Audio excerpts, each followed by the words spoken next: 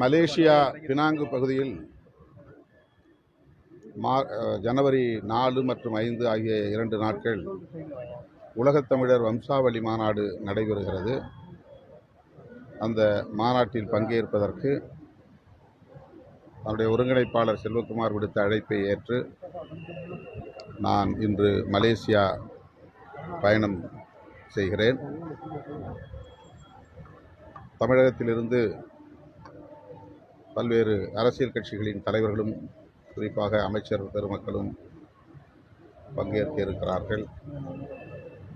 தொழில் முதலீட்டாளர்களும் தொழில் அதிபர்களும் 2வது நாள் மாநாட்டிலே பங்கேற்க இருக்கிறார்கள். மலேசிய மாநாடு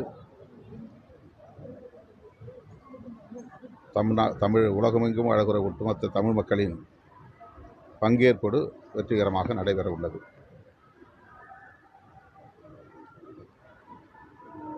தமிழகத்தில் பல்வேறு இடங்களில் பெண்களுக்கு எதிரான வன்கொடுமைகள் அவ்வப்போது நடந்துள்ள சூழலில் அவர்களுக்கான பாதுகாப்பை உறுதிப்படுத்த வேண்டும் என்று விடுதலை சிறுத்தைகள் கட்சி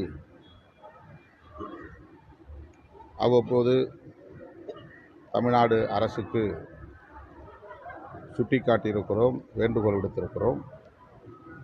அந்த வகையிலே அண்ணா பல்கலைக்கழக வளாகத்தில் நடந்த பாலியல் வல்லுறவு,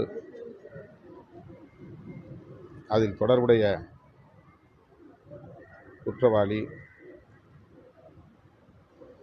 கைது செய்யப்பட்டிருந்தாலும் கூட அந்த குற்றச் செயல் பெரும் அதிர்ச்சியை, வேதனையை உருவாக்கியிருக்கிறது. பள்ளி, கல்லூரி மற்றும் பல்கலைக்கழக வளாகங்களில், விடுதிகளில் தங்கி பயிலும் மாணவிகளுக்கு உரிய பாதுகாப்பை வழங்க அரசு கூடுதல் கவனம் செலுத்த வேண்டும் என்று வலியுறுத்துகிறோம். இந்த வழக்கை பொறுத்தவரையில் கைது செய்யப்பட்ட நபரையும் தாண்டி ஒரு சிலர் அதில் ஈடுபட்டிருக்கக்கூடும் என்ற சந்தேகம் வலுவாக உள்ளது. ஆகவே அரசு, குறிப்பாக காவல்துறை,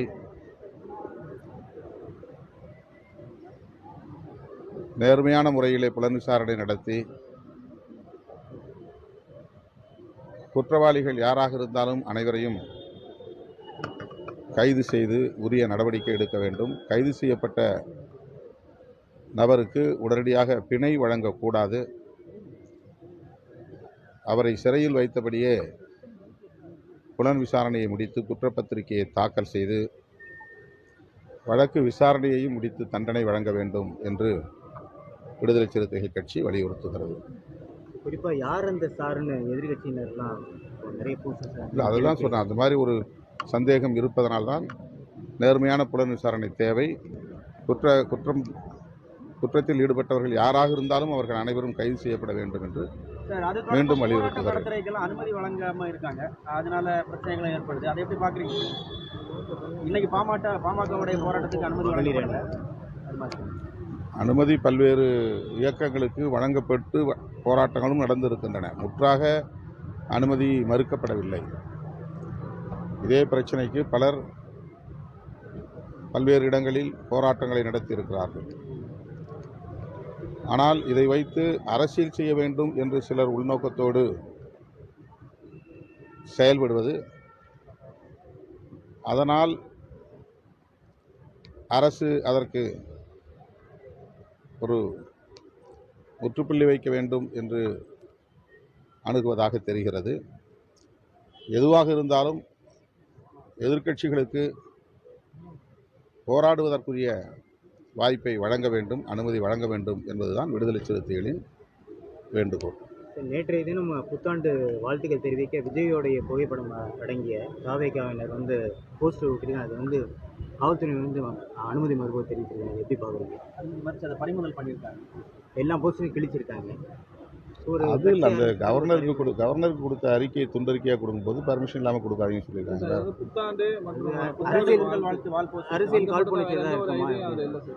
அது தெரியல. அது நீங்கள் நாம் இல்லை அந்த மாதிரி எங்கே நடந்துச்சுன்னு தெரியல. பழம் தான் அது மாதிரி நடக்கக்கூடாது. சரி.